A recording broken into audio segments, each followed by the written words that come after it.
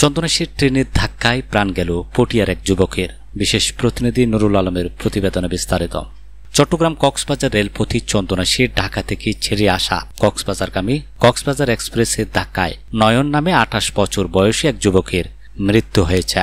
সোমবার ২৬ সেপ্টেম্বর সকাল ৬টার দিকে চন্দনাইশ উপজেলার কাঞ্চনাবাদ ইউনিয়নের ৪ নং ওয়ার্ড উত্তর মুরাদাবাদ উত্তর পাশে রেললাইন এলাকায় এই ঘটনা ঘটে।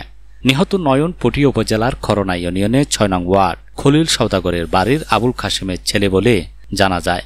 স্থানীয় এলডিপি নেতা মোহাম্মদ আনোয়ার হোসেন ঘটনার সত্যতা নিশ্চিত করে জানান, সকাল ৬টার দিকে চন্দনাইশ উপজেলার কাঞ্চনাবাদ ইউনিয়নের ৪ নং ওয়ার্ড উত্তর মুরাদাবাদ রেল লাইনে উত্তর পাশে ঢাকা থেকে ছেড়ে আসা কক্সবাজারগামী কক্সবাজার এক্সপ্রেসের ধাক্কায় পটিয়া উপজেলার খরনা ইউনিয়নের ৬ নং ওয়ার্ড নয়ন নামে এক যুবকের শরীর ৩ টুকরো হয়ে যায়।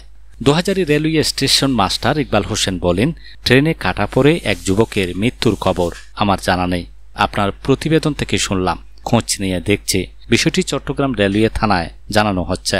চন্দনাইশ থানার অফিসার ইনচার্জ ওসি গোলাম সারোয়ার বলেন, খবর পেয়ে ঘটনাস্থলে পুলিশের একটি টিম পাঠানো হয়েছে।